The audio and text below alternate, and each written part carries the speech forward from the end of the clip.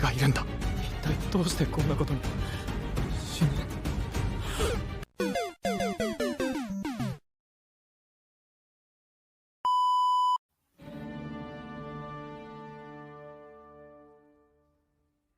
Let's talk about why solo leveling is so good. First, let me give you a succinct synopsis of the plot. Solo leveling is a fantasy story with many elements we've seen numerous times in anime manga, with magic and skills and gills, etc. One day, some people had an awakening and gained magical abilities. These people were subsequently referred to as hunters. Hunters were ranked based on their mana and abilities from S to E, E being the weakest. Along with this phenomena that gave rise to hunters came dungeons. Dungeons are basically doorways to a pocket dimension housing magical beasts, also known as monsters. Each time a dungeon appears, it has to be conquered within 7 days, or else what is known as a dungeon break happens, and these monsters are now able to enter the real world, often causing casualties. Conquering dungeons became quite a lucrative career path for hunters, as dungeons usually have gems, crystals, monster drops, and other items that sell for high prices. Not to mention brand deals for popular hunters and guild salaries. Stronger hunters get to join bigger, more well-funded guilds, thus making more money. Parties are formed to raid each dungeon, and thus having a guild with strong members to form parties is quite the safety net. This brings us to our MC, the weakest hunter, Sung Jin-woo. Sung Jin-woo is an E-ranked hunter. He is so weak, in fact, that the weakest E-rank dungeon is life-threatening for him. Despite this danger, he still risks his life daily because he needs the money to cover his mother's medical bills and support him and his little sister. Of course, he wasn't making much money given the dungeons were low-ranked and he was not strong enough to do higher-ranked dungeons.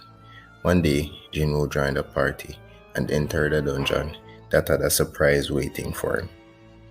Long story short, on the brink of death, Jinwoo awakened an ability that lets him get stronger with experience, similar to a video game MC.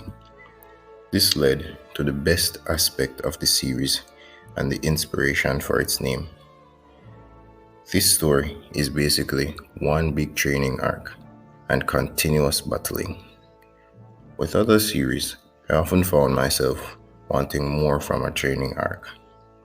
This point of the story is often a depiction of growth and maturity for the character, and I often find the reason for which a character gets stronger and the depiction of this newfound strength more interesting than their newfound strength itself.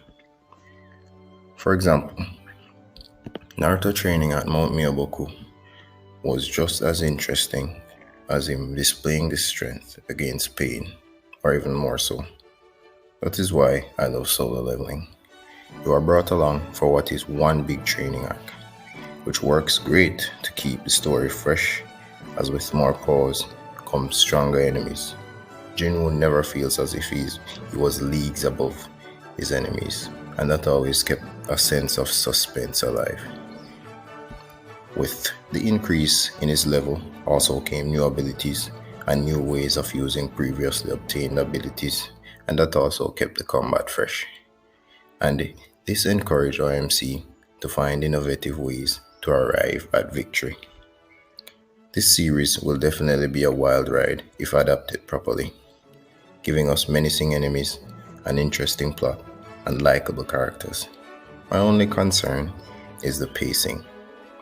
I really do hope they don't speed through the source material and lose the essence of what makes this series fun. I'll be making review videos on a weekly basis when it starts to air, and letting you know my thoughts on each.